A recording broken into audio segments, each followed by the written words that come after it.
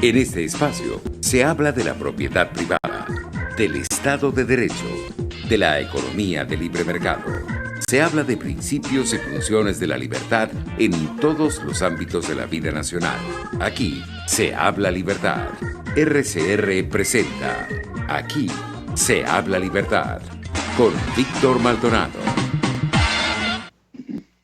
Muy buenos días, hoy 15 de abril del año 2020. En cualquier momento de normalidad diríamos que hoy es 15 miércoles de quincena, pero mejor lo dejamos hasta allí. Hoy miércoles, primer miércoles de la primera semana de Pascua, celebramos también a San Telmo, confesor, un santo español del siglo XII. Y tengo que agradecer, por supuesto, a ese equipazo que nos permite estar en contacto con ustedes a pesar de ya ir por la segunda etapa de la cuarentena social. En la dirección general de la estación, Jaime Nestares; en la gerencia de producción, Wilitza Arcaya; en la producción, nuestra campeona, Catherine Manzano, que lo hace muy bien y que tiene un compromiso de acero inoxidable con la libertad de expresión y con las facilidades que nos da para poder comunicarnos. En los controles, otro campeón, José Gregorio González. Y por supuesto agradecer a todos los que se comunican con nosotros a través de todos los medios que están disponibles. Si usted tiene Twitter, se puede comunicar con nosotros por @RCR750. Si a usted le gusta más Periscope, @RCR750. Si usted quiere irse con su computadora y tiene internet, rcr.tv, allí tiene el canal de video y también una conexión directa a TuneIn. Si usted no quiere entrar por allí, va directo a TuneIn. Si a usted le gusta YouTube, pues, entonces usted se mete en YouTube, en el canal en vivo de RCR750, que además cuenta con un chat maravilloso que extraño muchísimo, porque desde aquí ya no tengo tanta facilidad de verlo, pero a todos los recuerdo, los aprecio y espero que estemos juntos como siempre. Y ya vendrá el tiempo en que nos volveremos a conectar. Y por supuesto hoy tenemos dos invitados de primera línea. En primer lugar, Teresa Albánez, que fue ministro de la Familia, directora de la UNICEF, y que ha tenido, cada vez que se necesita alguien serio, íntegro, y con capacidad de resolución para resolver problemas de la política, llamamos a Teresa Albánez. Teresa Albánez fue la que dirigió esas primarias que dieron como resultado un candidato en ese momento de la oposición contra el chavismo. Ahora coordina el Consejo Consultivo de Soy Venezuela. Bienvenida, Teresa, ¿cómo estás? Bien, espero que tú también estás bien. Con salud, por lo menos. Bueno, y gracias, Teresa. Y tenemos a Perkin Rocha, magistrado, profesor de Derecho Administrativo y Constitucional, director ahora del área de valores de 20 Venezuela, miembro de Soy Venezuela. Y bueno, con ellos he querido conversar porque Soy Venezuela salió recientemente ayer un documento que se dirige a los venezolanos, a las instituciones venezolanas, se dirige al país. Y yo quería comenzar por allí con Teresa. Teresa, ¿qué quisieron decir ustedes en ese documento que salió ayer? En primer lugar, Víctor, yo creo que la voz de Soy Venezuela es la voz de un grupo de ciudadanos que reclamamos y exigimos el derecho a hablar, a decir y a hacer. Nosotros hemos entendido que esta es una facultad que está siendo restringida en una forma muy fuerte, tanto por el régimen, pero también por las agrupaciones políticas tradicionales, clásicas, que pretenden que la única voz que se exprese en materia política, con los asuntos de la polis, con los asuntos que afectan a los ciudadanos, sea la voz clásica de las agrupaciones partidistas. Yo creo que esta es una de las características de esta alianza de personas que no somos miembros necesariamente, algunos lo son, otros no, de partidos políticos. No actuamos como agrupación política, sino como una agrupación ciudadana que se expresa y que ha querido, con el documento que presentamos ayer, un poco responder a que el mal nos ha estado circundando a los venezolanos por más de 20 años, pero que ahora se quiere focalizar en que el mal es la pandemia. Y por eso hemos insistido en el documento en no tratar exclusivamente el tema de la pandemia, que es el que capitaliza la mente, la palabra, el pensamiento de mucha gente, sino que el mal está entronizado en Venezuela con la privación del ejercicio de las libertades más importantes. Yo creo que lo que con el documento hemos querido también llamar la atención fundamentalmente de 3 sectores importantes. Por un lado, a la Asamblea Nacional, con el reclamo permanente que hemos venido haciendo desde febrero del año pasado de la aplicación, de la activación del artículo 187.11 en el sentido de permitir que la fuerza extranjera pueda acompañar la entrada de la ayuda humanitaria para resolver o para tratar de ayudarnos en resolver la emergencia humanitaria compleja y también para liberar el país. Yo pienso que Perkins va a poder desarrollar mucho más este punto en el sentido de por qué la activación del 187.11 sería la plataforma fundamental para cristalizar esas decisiones que se han tomado por parte del sistema judicial norteamericano y de la política norteamericana. El segundo muchas sector... gracias, Teresa. Sigue, continúa. No. Quería significar que, bueno, que como lo han visto algunos, hay otros 2 sectores a quienes nos hemos dirigido, que además de la Asamblea es al presidente interino de la República, exigiéndole, digamos, que constituya el Consejo Ejecutivo que ya en diciembre del año pasado le habíamos solicitado los venezolanos. Y en tercer lugar, a la Fuerza Armada. Siempre pensamos que hay que dirigirse a la Fuerza Armada porque tenemos siempre la esperanza de que algún sector de esa fuerza puede en algún momento incidir en acompañar el cambio necesario e indispensable del país. Gracias, Teresa. Son 3 sectores importantes. Por supuesto, el Parlamento, que tuvo en su momento ese lustre de legitimidad por el respaldo popular y porque además tenía esa narrativa heroica de haberle ganado en buena lid a un régimen caracterizado por la trampa, por el ventajismo, por la indisposición estructural de reconocer la democracia y por lo tanto compartir el poder. A un presidente interino que también en su momento generó tanto entusiasmo. Y esa expectativa que siempre tienen los venezolanos de poder hacer algo, de poder sentirse reivindicados por una Fuerza Armada que debería honrar en algún momento su juramento constitucional. Sin embargo, son 3 instituciones que en este momento están en la baja. El Parlamento Nacional no sale de una discusión absolutamente insulsa y secundaria, de una imposibilidad de tracción en la realidad, no encuentran su espacio. El interinato absolutamente negado a entender que su papel es lograr en primer lugar el cese de la usurpación y por lo tanto en la trampa, enfangado en negociaciones semipúblicas, semiprivadas con el régimen, en intentar pactar lo imposible con un régimen que, como hemos dicho, pues se ha negado. Y una Fuerza Armada lamentablemente poseída por el mal que Teresa plantea desde hace muchos años, que ha sido la protagonista del mal, porque este es un gobierno militar cívico. Decíamos alguna vez, pero la palabra cívica es multívoca, entonces de militares y de civiles que fungen a veces como militares para reprimir y para maltratar al ciudadano. Ahora, Perkins, ¿qué debe hacer, por lo tanto, el ciudadano, tal y como lo plantea Soy Venezuela, para entender, digamos, la tesitura política del momento?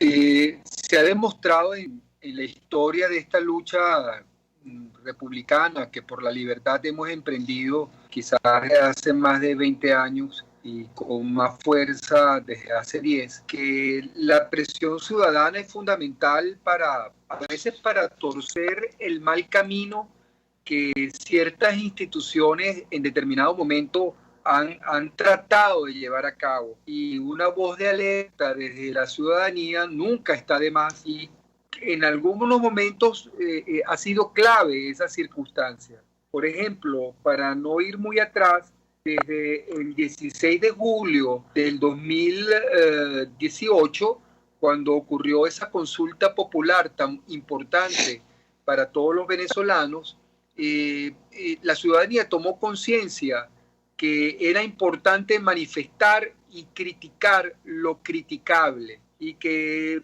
de alguna forma no hacerlo era de alguna manera permitirle a ciertos sectores que también juegan en el borderline de la oposición con el régimen, pues bueno, tejer alguna maraña que nos desvíe el camino.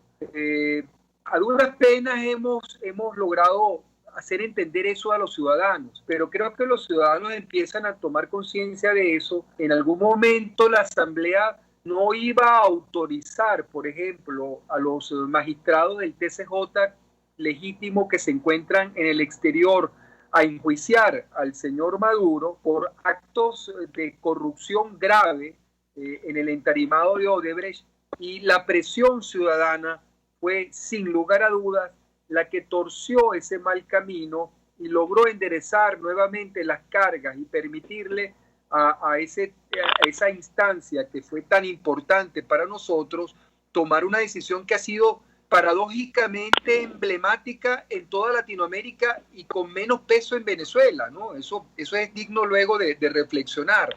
La decisión que tomó el TCJ legítimo en el exterior condenando a Maduro, gracias al apoyo que tuvo de la ciudadanía venezolana, que aquí en Venezuela sabemos de todos esos actos de corrupción que se denunciaron, es hoy tomada en consideración en algunos países para llevar a cabo la importante tarea de perseguir la corrupción, de cómo se puede mezclar la justicia internacional, y en este caso la justicia nacional colocada en el exterior, con órganos alternos de investigación para perseguir el crimen, esté donde esté. Pues bueno, ahí lo demostró que los ciudadanos apoyaron esa iniciativa y afortunadamente la Asamblea aprobó el enjuiciamiento. Nuevamente estamos frente a una circunstancia donde, en este caso, el interinato le pide a los ciudadanos un nuevo apoyo, un nuevo respaldo para un gobierno de emergencia. Un gobierno de emergencia nacional que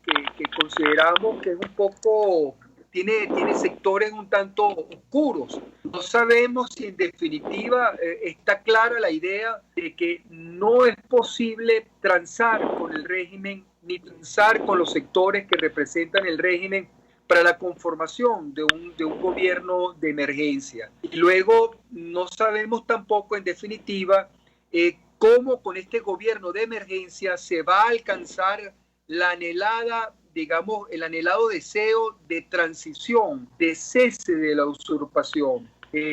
Creo que aquí es fundamental la posición que nuevamente vayamos a tener los ciudadanos, respaldando este interinato por un camino, digamos, nebuloso que se pretende empezar, o siendo claro nuevamente con nuestras posiciones. Creo que Soy Venezuela en este sentido acaba de hacer un manifiesto muy importante donde pone sobre la mesa cuáles son las vías que debiéramos de alguna manera tener.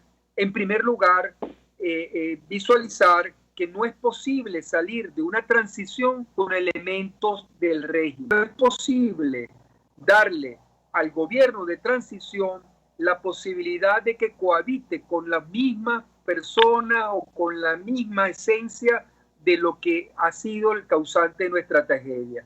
Y en segundo lugar, que debemos trabajar en una especie de abanico muy amplio.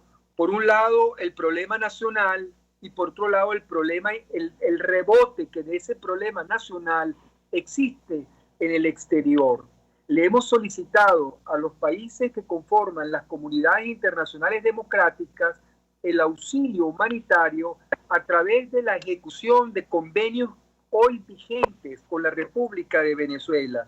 En primer lugar, el convenio de Naciones Unidas, que es la responsabilidad para proteger, que más que un convenio es un principio que emerge de un pacto, de un acuerdo nacional universal que se firmó en el marco de Naciones Unidas para combatir el crimen y para proteger a los países que se encuentren en graves circunstancias humanitarias, como es el caso venezolano. Pero por otro lado también está el Tratado de Asistencia Recíproca, el TIAR, que permite salidas de fuerza a los problemas como estamos viviendo Venezuela. Pero hemos dicho desde Soy Venezuela que no es suficiente colocar o hacer visible las soluciones internacionales, que las soluciones internacionales son vías huecas y vacías si desde Venezuela no se concientiza el problema y desde Venezuela no se hace un planteamiento nacional con rebote universal y no encontramos otra vía más propicia para hacerlo,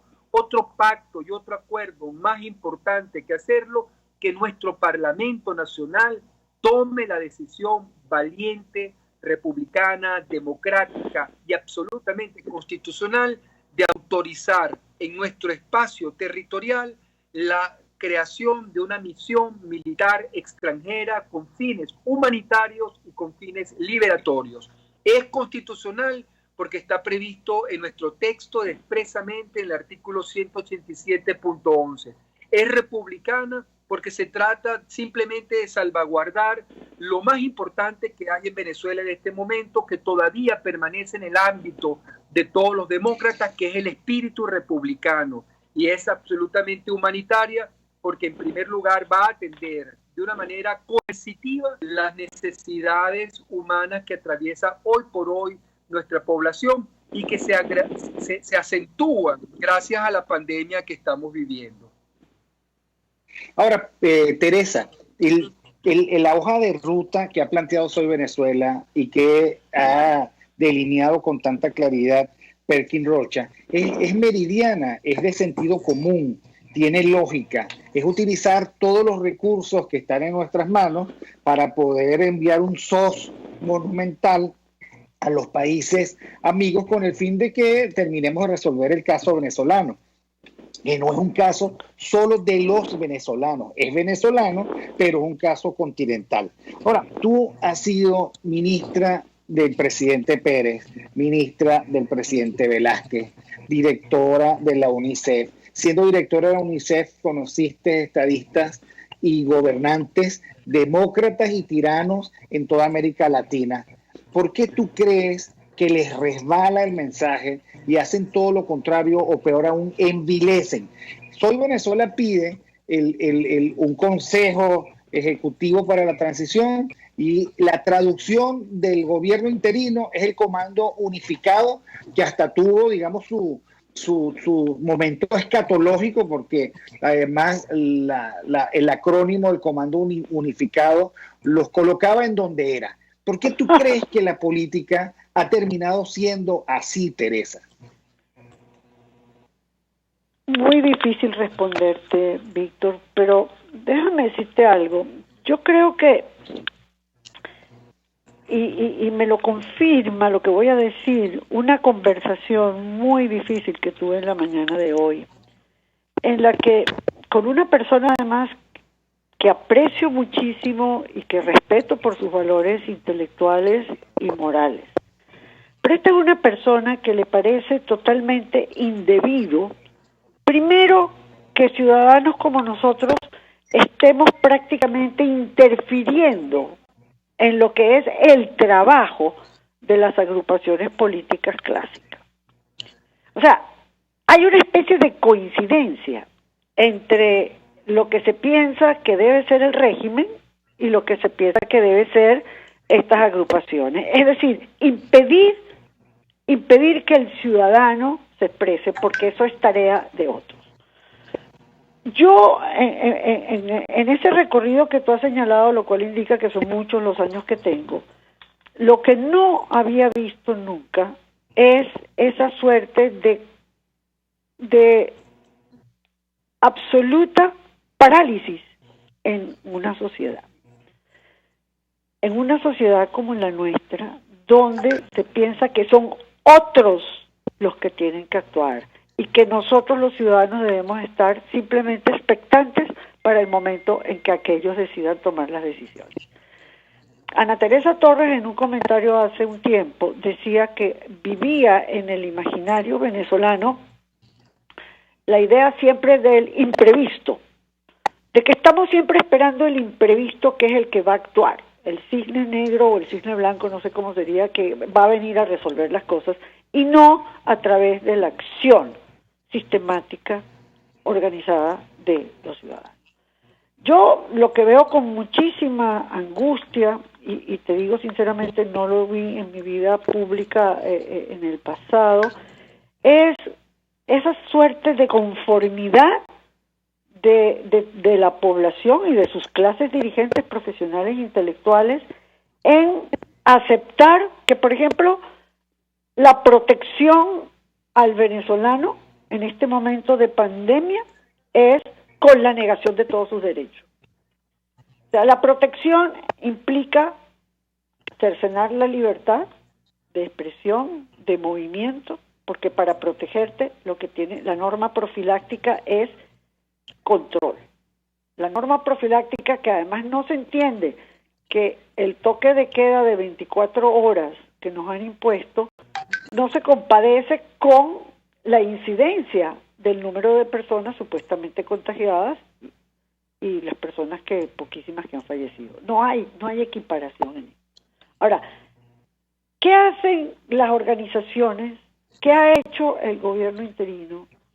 Nada, permanecer impasibles. Uno no sabe en qué forma está el gobierno interino aprovechando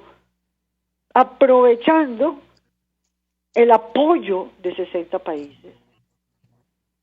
Como en alguna oportunidad Perkins y yo en una reunión con el presidente interino se lo dijimos. Es decir, el apoyo que usted está recibiendo es verbal, es oral.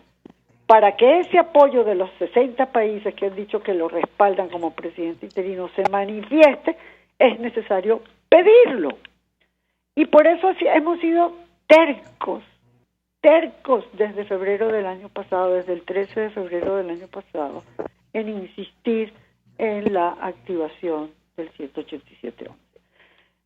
Una de las personas con las que hablaba esta mañana me decía que los males que eso iba a traer a la población, una intervención, y yo decía, mire, el mal futuro no puede permitirte a ti ignorar el mal presente.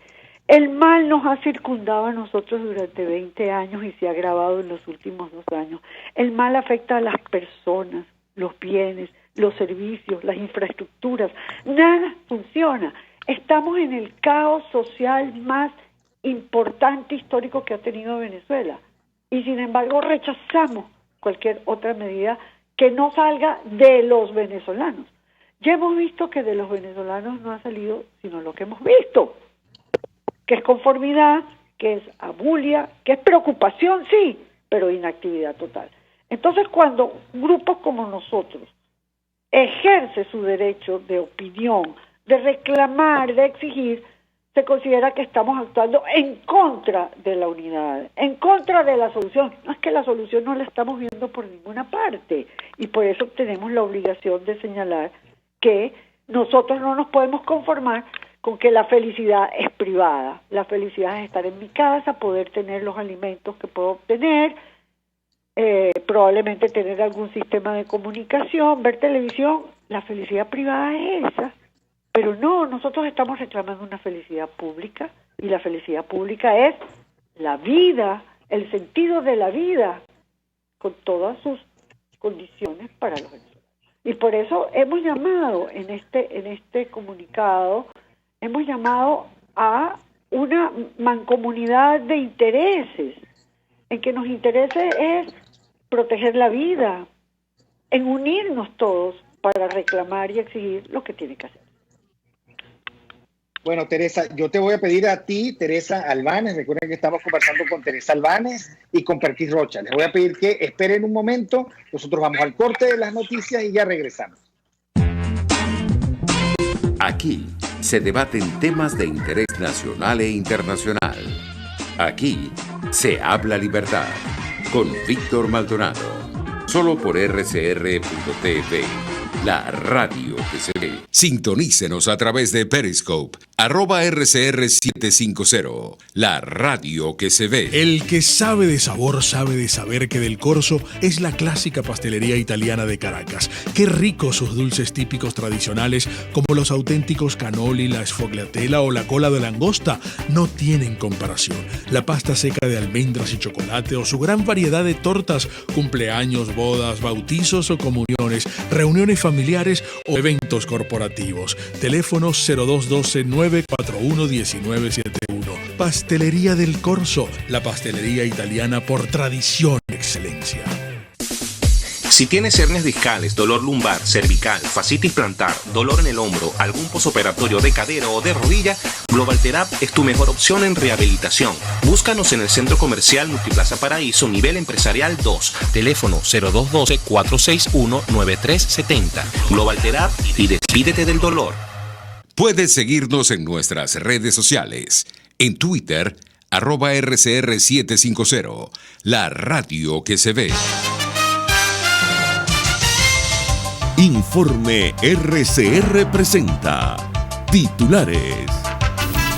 El presidente de la Asociación de Profesores de la Universidad Simón Bolívar, William Anseume, denunció el repetido ingreso con armas y sin permiso alguno a la universidad de agentes militares y de la FAES.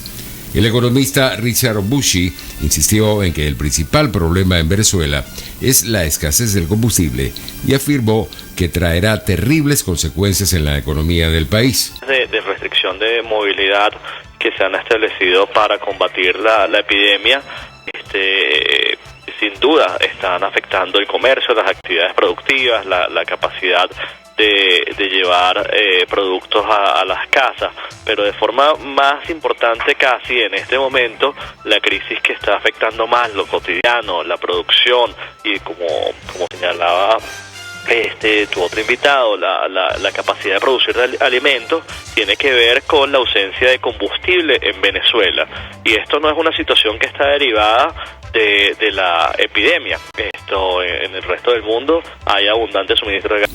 Julio Castro, médico infectólogo venezolano, aseguró que Venezuela no ha llegado a la fase exponencial de contagios por el nuevo coronavirus COVID-19, pero auguró que existe la posibilidad que en el país se llegue a tal punto dentro de pocas semanas.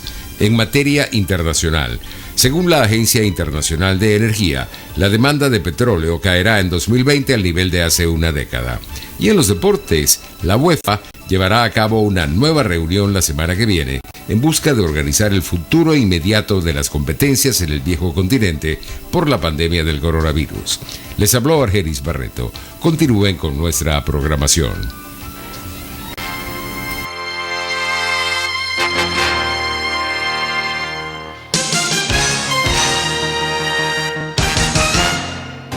Abraham Lincoln, 16º presidente de Estados Unidos. Los que niegan la libertad a otros, no la merecen para ellos mismos. En RCR somos vanguardia. Toda la programación de tu RCR también la puedes seguir a través de la internet. Audio y video en tiempo real. Noticias y mucho más. No te un segundo de nuestra programación. No hay excusa ni cadena que valga para que dejes de escucharnos. Ingresa a rcr.tv, la radio que se ve. Les saluda Andrés Velázquez y los invito cada miércoles a sintonizar un programa que aborda de cerca la actualidad política y social del país. Contigo, Andrés Velázquez. No te lo pierdas. Contigo, Andrés Velázquez, solo por rcr.tv, en Twitter y Periscope, @RCR750, la radio que se ve. RCR 750 AM, porque lo bueno une.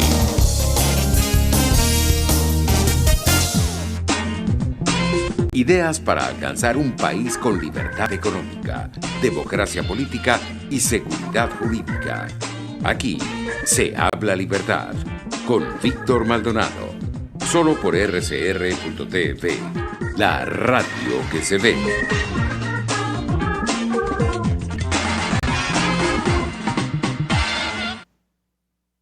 Continuamos con Aquí se habla libertad, hoy 15 de abril del año 2020, el miércoles de la primera semana de Pascua.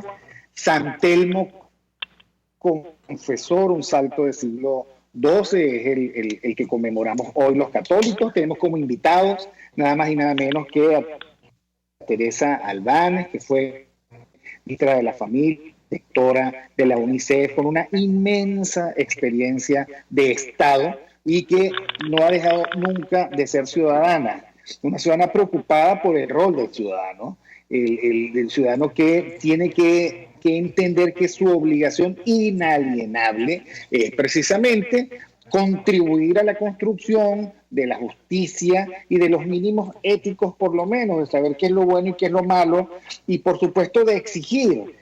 Aquí hace mucho tiempo se invirtió. Yo recuerdo una vez estaba en un gremio empresarial y llegó un dirigente político y dijo: déjennos a nosotros, a los políticos, la oportunidad de hacer la política. Por cierto, Teresa, me estoy refiriendo a Eduardo Fernández. Bueno, si nosotros dejáramos a Eduardo Fernández hacer la política, ya sabríamos que estuviéramos sentados entre la mesita y la mesota.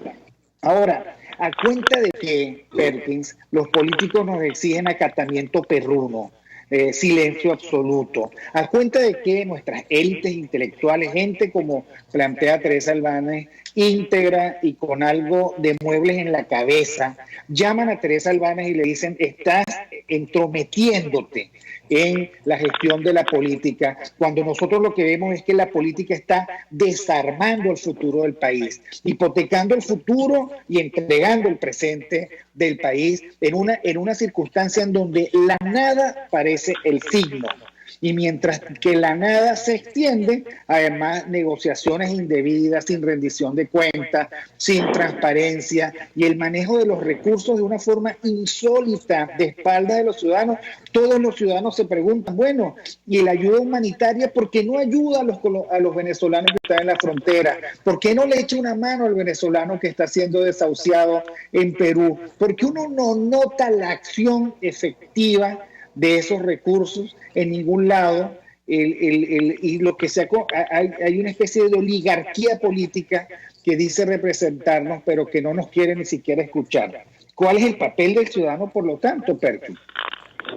Creo que por culpa de una mala praxis que un sector muy reducido en la República Civil tuvo de la política, le estamos haciendo un cuestionamiento muy fuerte a un noble oficio, como es el oficio de hacer de la cosa pública una meta para el prójimo, para la felicidad del prójimo.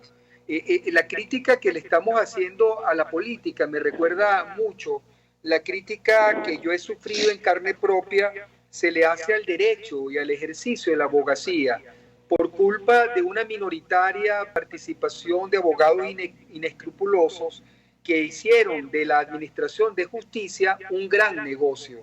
El que un grupo de miembros de partidos políticos en la República Civil se dedicaran a esto no le quita el valor noble que tiene el ejercicio de la política, hecho de manera profesional por un sector preparado toda su vida para ello de manera seria, o hecho de manera vivencial por los ciudadanos.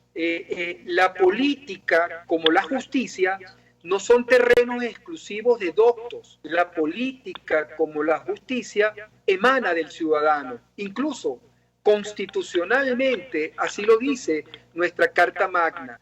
La justicia emana de los ciudadanos. La política es un arte del manejo de la cosa pública qué mejor que los ciudadanos en democracia haciendo de eso, ¿no? Entonces, establecer diferencias entre lo político y lo civil o lo ciudadano, yo creo que es un error al cual nos ha llevado esta clase política que se siente desplazada en momentos epocales como los que estamos viviendo, donde los ciudadanos tomamos conciencia que lo que nos está ocurriendo es precisamente por no habernos comprometido directamente en un nuevo concepto de ciudadanía responsable con la cosa pública. La cosa pública se le entregó acá a unos gerentes durante largo tiempo porque, bueno, fueron preparados para ello y se generó en el medio de la sociedad civil y la sociedad política una brecha como insalvable. Hoy tomamos conciencia de que los graves problemas que estamos enfrentando, más que pandémicos, más que económicos, son esencialmente políticos, por el modelo político que se nos insertó y el modelo político que ahora los ciudadanos podemos de alguna manera deslastrarnos de ello. De tal forma que negarle a los ciudadanos su participación política, porque no somos profesionales de la política y porque la política para nosotros es digamos, hacer de las cosas comunes una meta para la felicidad total, y en cambio ellos deben manejar esto con otros criterios teóricos más cercanos a lo pragmático, es un error que debemos empezar a comprender. Ser ciudadano responsable es ser eminentemente un animal político, un ser que entiende que no puede recluirse en su hogar, no puede recluirse en su familia si no dimensiona socialmente ese hecho.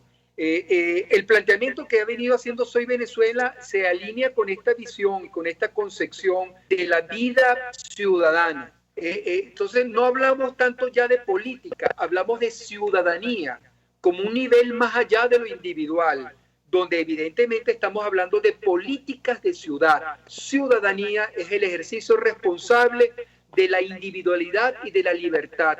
Y no hay ningún otro oficio más responsable que la libertad, porque la libertad empieza por entender que hay otro enfrente a mí que tiene la misma libertad que yo tengo para tomar decisiones, y que en la medida en que yo respete su espacio y respete los límites, yo soy un hombre libre y responsable y en consecuencia ciudadano, porque lo asumo desde mi entorno que me circunda. Esta visión entonces que tú con agudeza empiezas a entender que en este momento es muy importante entenderlo, porque en este momento se están reacomodando los factores que no dudo en que en menos de un tiempo muy breve estén tomando posición definitiva hacia una nueva república. Y esos factores irremediablemente van a tener que desplazar la vieja concepción que se tuvo, no solamente de política, sino también de ciudadanía. Se quería no un ciudadano, se quería una masa absolutamente amorfa, que no pensara, que simplemente se manejara por las tensiones humanas o por las emociones humanas, y no un ciudadano como el que estamos construyendo, responsable, consciente y crítico, sobre todo crítico de su entorno, porque la crítica no es un delito. Criticar es aspirar a más. Debemos fomentar la crítica. Y estos señores, representantes de esa vieja política, que realmente es la antipolítica, porque pensar en los viejos cánones de política es la verdadera antipolítica. La antipolítica no es creer que los políticos no sirven.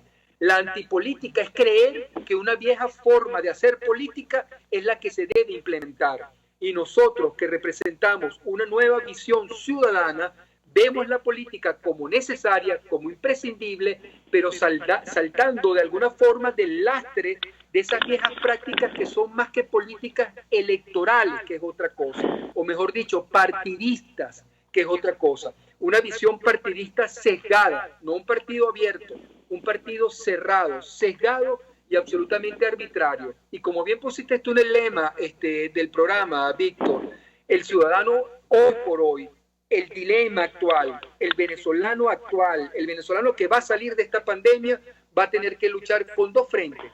Uno contra el régimen, contra el cual estamos arrinconándolo, pero otro contra las viejas prácticas partidistas, prácticas partidistas que se niegan a soltar el poder, se niegan a soltar esa pequeña parcelita que tienen de oposición y que se niegan a nuevas formas de, digamos, interrelación con el poder. Esas parcelitas que estamos tratando de deslastrar son las que apuntan a los acuerdos, a las negociaciones, a las vías electorales, sea como sea, y con el régimen, y ven como en eso como una cosa comprensible de una visión política. No entienden que pactar con el régimen en unas elecciones es un crimen y es pactar con el mal. Eso no lo ven ellos. Ellos ven políticamente, ellos creen que hacer política es banalizar el mal y poder convivir con ellos para derrotarlo. Eso, en consecuencia, tenemos todos una gran responsabilidad de reivindicar el noble oficio de la política, reivindicando al ciudadano responsable. Teresa, en algún momento se discutió en Soy Venezuela el alcance de la responsabilidad ciudadana en esto que está ocurriendo. En algún momento empezamos a pensar, bueno, es inconcebible que aquellos que por acción u omisión hayan participado en una gestión tan dramáticamente cruel y violadora de derechos humanos como la del socialismo del siglo XXI, pues que puedan ser en parte de alguna de las etapas de la transición. Y me estoy refiriendo, quiero oír tu opinión sobre el alcance de eso que nosotros aspiramos, que es la justicia. La justicia no solo en términos de proceso, sino la justicia en términos de una posición del ciudadano frente a esto que ocurrió. ¿Qué opinas al respecto?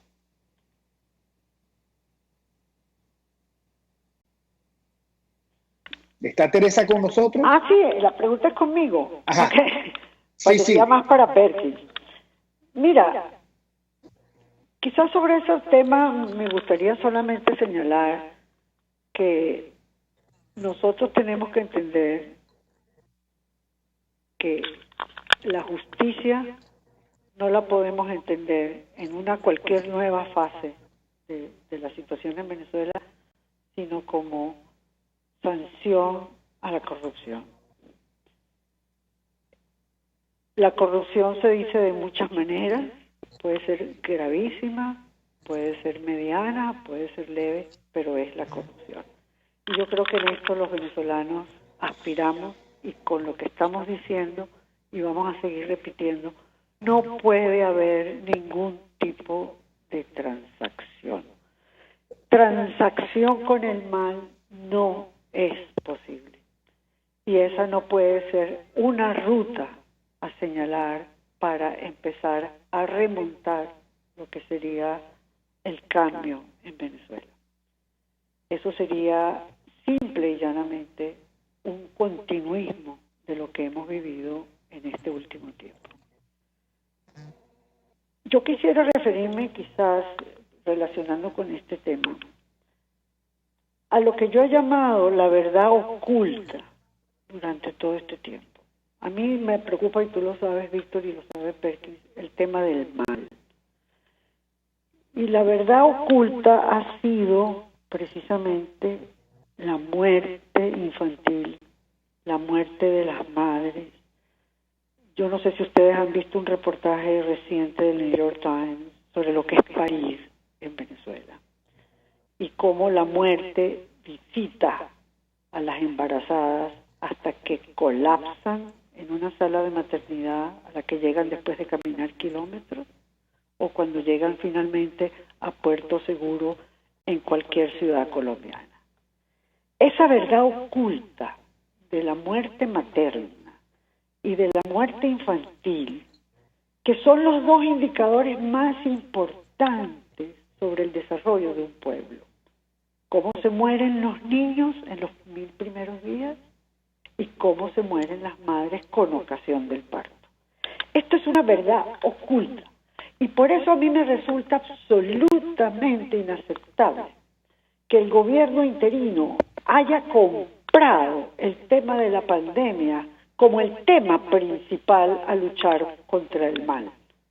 La pandemia es un mal sobrevenido, recién llegado, y ha logrado el régimen que el gobierno interino tenga un plan llamado José María Vargas, que no sabemos en qué consiste, que no sabemos, fue anunciado el 30 de marzo, pero el régimen le vendió al gobierno interino que la pandemia es lo más grave. No, la pandemia no es lo más grave, y lo están demostrando los números. Quizás más adelante, como dice el doctor Castro, vamos a tener algunos números graves que nos van a conmover y que vamos a organizarnos para ver cómo hacemos. Pero a mí me parece que la verdad oculta y la mentira organizada, aquí lo que hay es una mentira organizada sobre cómo estamos funcionando. Si nosotros tomamos en cuenta que dentro de esa verdad oculta está el funcionamiento de las escuelas. Fe y Alegría tiene cada vez menos maestros porque se han ido o se van a otras actividades. La actividad laboral está totalmente sometida a la mayor, digamos, frustración y rebaja de la actividad laboral remunerada. Las comunicaciones están totalmente perturbadas. La comunicación, el transporte, la diversión, todo lo que constituye los elementos fundamentales de la vida están totalmente cercenados. O sea, entonces hay una verdad oculta que es todo esto y hay una mentira organizada que el régimen le vendió al gobierno interino, que es lo único que se tiene que preocupar es de organizarse para la pandemia. No, nos tenemos que organizar es para recuperar la vida de los niños, para recuperar para evitar la muerte de las madres, para hacer que todos nuestros niños puedan ir a la escuela, para que todos coman, para que todos se nutran. El tema pues no es el coronavirus, pero nos los lograron vender y entonces estamos organizando un gobierno interino buscando recursos para la pandemia. A lo mejor dentro de algunas semanas tendrá que hacerlo, pero durante todo este tiempo ha ocultado el mal que afecta a las personas, a los bienes, a los servicios, las infraestructuras. El mal nos circunda, estamos viviendo una situación de caos y el sector que quiere destacar esto, que queremos señalar lo que está pasando, somos considerados como personas que estamos invadiendo un terreno que es privativo de otros sectores sociales o políticos. Yo quiero finalmente decir esto, Víctor, que a mí me preocupa mucho que la percepción desde el estamento político de oposición, y también en eso coincide con el del régimen, es que la felicidad está localizada en el ámbito privado. Es decir, yo te doy la comida, yo te doy tal, yo te doy cual, y lo mejor es que tú no te preocupes por la felicidad pública, es decir, por los asuntos que nos conciernen a todos. Entonces lo que quieren son súbditos que lo que necesitan es ser protegidos por el poder, silentes, receptores, agradecidos, pero nunca reclamantes, verbalizantes, dicientes. Eso es lo que no se quiere. Y ahí hay una gran coincidencia entre el régimen y la oposición política clásica partidista. Ahora, Teresa, ya me quedan unos minuticos y tu mensaje, el mensaje que tú leíste y que está corriendo por las redes de WhatsApp y que además, por supuesto, tiene su versión escrita en Twitter y en las demás redes, que son los medios de comunicación que tenemos ahora. Ustedes terminan diciendo que nuestro país no está huérfano de futuro. Cesada la usurpación, tendremos que encarar el desafío de reconstruir nuestras instituciones. ¿Cómo puede leer un venezolano de hoy, castigado y maltratado, este mensaje de esperanza?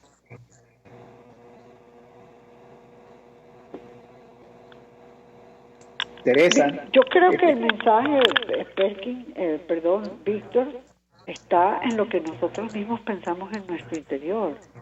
Nosotros hacemos esa afirmación en el documento al final porque creemos que eso es lo que debe suceder. Yo creo que nosotros, es decir, estamos preparándonos en la forma en que lo hacemos para lograr probablemente una construcción de una nueva forma de vivir en Venezuela.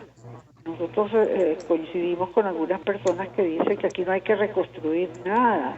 Aquí lo que hay es que construir una institucionalidad sólida y transparente. Eso es lo que nosotros creemos. Ahora, es difícil. Y con este ejercicio de manifestación pública, de organización ciudadana, creemos que tenemos que lograrlo. Pero es muy difícil. Tenemos que convencer person to person y grupo a grupo que el mensaje correcto es este. Porque si nosotros decimos que no tenemos futuro, bueno, mejor nos vamos o nos echamos a morir, o nos reducimos al ámbito privado para aprovechar de comernos lo que nos quede en la nevera hasta que venga el corte de la luz y ya no podamos comer. O sea, nosotros tenemos que insistir en que estamos luchando contra la usurpación, y por eso le exigimos al gobierno interino que asuma seria, formal y consistentemente la obligación que estableció el Estatuto de la Transición, que el mantra sigue en las células cerebrales de los venezolanos, que es con la usurpación, el cese de su usurpación, que podemos empezar a transitar caminos de construcción del país. Pero si nosotros no logramos convencer sobre eso, bueno, el caos nos va a ir invadiendo en todas las esferas restantes de la vida que no ha tocado aún. Es así, Teresa. Bueno, mire, les quiero agradecer muchísimo a Perkin Rocha, que en Twitter es @PerkinRocha, y a Teresa Albanes, que en Twitter está @Albanes, por la participación en el programa de hoy, que ya lamentablemente estamos concluyendo. Gracias a Jaime Nestares en la dirección general de la estación, a Willy Arcaya en la gerencia de producción, a nuestra campeona imbatible Catherine Manzano en la producción, a nuestro otro campeón José Gregorio González en los controles. Un saludo de aquí a Argenis Barreto, que lo oigo leer las noticias y seleccionar noticias buenas para que no caigamos en desesperanza. Y a todos los que nos oyeron, gracias Teresa, gracias Perkin, gracias a todos ustedes. Nos vemos el próximo viernes. RCR presentó Aquí se habla libertad con Víctor Maldonado, solo por rcr.tv, en Twitter y Periscope, @RCR750, la radio que se ve.